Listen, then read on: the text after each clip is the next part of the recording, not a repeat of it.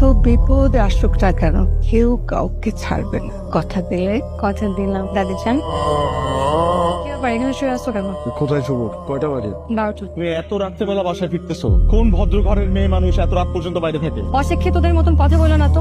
মানুষের কাজ থাকতে পারে না, একদিন 2 দিন 3 দিন লেট হতে পারে না, কেন তোমার লেট হয় না? আমার লেট হয়। আমার যখন লেট হয় তখন তোমাকে আমি ফোন দিয়ে জানাই যে আমার লেট হবে। তুমি তো আমাকে ফোন দাও না, উল্টা আমি তোমাকে 5বার ফোন দিয়েছি, তুমি আমার ফোনটা পর্যন্ত ধরো নাই। সরি, খেয়াল ছিল না। খাইছো? খাবো মানে? আমি তো ওয়েট করতেছিলাম আমরা একসাথে খাবো। আমি খেয়ে আসছি। ও তুমি খেয়ে আসছো? একটা জলজান্ত মানুষ তোমার জন্য অপেক্ষা করে, তাকে একটা বার জানানোর পর্যন্ত প্রয়োজন বোধ করে না। সরি বললাম না তোমাকে। সরি বলে সব সমস্যার সমাধান হয় না। তাহলে তুমি কি করবা? তুমি এখন ঝগড়া করবে রাত 12টার সময়? যদি জানতাম সংসার এরকম আসবে জীবনেও বিয়ে করতাম না। আজকে ছুটির দিন, ওই একটু ছুটি কাটাবো তা না, সংসারের কাজ করতে করতে আমি পাগল হয়ে যাচ্ছি। এইটাও তুমি রান্না করছো? একদম মুখেই দেওয়া যাচ্ছে না। চিংড়ি মাছকে এভাবে রান্না করে? ভালো না লাগে খাওয়া লাগবে না। আরে খাই কি আর স্বাদে। প্লিজ তোমার খাওয়া লাগবে না। আচ্ছা একটু মুরগিটা টেস্ট করে দেখি। রাখতে বলছি না, আমার রান্না খাওয়া লাগবে না। কি আশ্চর্য! এই দৌড়ি তুমি এখানে যে বাইকটা নষ্ট হয়ে গেছে কারণে রাইড শেয়ারিয়ে যাতায়াত করো? রাইড শেয়ারিং না, ও আমার হাজবেন্ড, ওই আমাদের প্রতিদিন ড্রপ করে দেয়। আরে আগে বলবে না? আসলে আমাদের বিয়েটা এত পোস্ট করে হয়ে গেছে, এই কারণে কাউকে ইনফর্ম করা হয়নি। মাইন্ড আমি ওকে দিচ্ছি। না না, আমার বাইক তো ঠিক হয়ে যাবে। আসো। আমি যাই, এমনি তো আমার লেট হয়ে যাচ্ছে। সরি গাইস, একটু দেরি হয়ে গেল।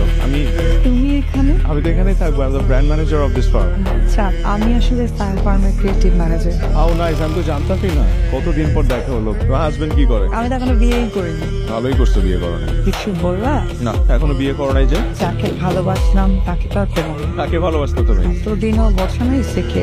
আমি বুঝবো কি করে? তুমি তো আমাকে তার নাম কখনো বলো নাই। আর ইউনিভার্সিটির সবচেয়ে সুন্দর মেয়েদের মধ্যে তুমি একজন ছিলে। তোমার পিছনে অলওয়েজ ছেলেদের লাইন লেগে থাকবে। আর সেই তুমি একজন মানুষকে এত ভালোবাসতা এবং তাকে ভালোবেসে কখনো বিয়ে করো না, এটা তো আমার বিশ্বাসই হচ্ছে না। বিশ্বাস না হওয়ার তো কোনো কারণ নেই।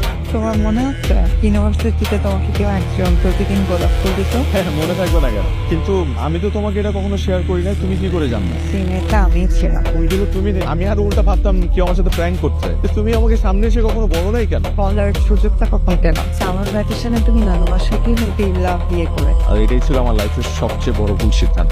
তুমি তোমার লাইফে হ্যাপি না? হ্যাপি আবার হ্যাপি না, এসব কথা বলে তো এখন আর কোনো লাভ নাই। যা হওয়ার তো হয়েই গেছে। তুমিও আমাকে কখনো মুখ ফুটে কিছু বলো নাই, আর আমিও তোমাকে দেখে কখনো বুঝতে পারি নাই যে তুমি আমাকে।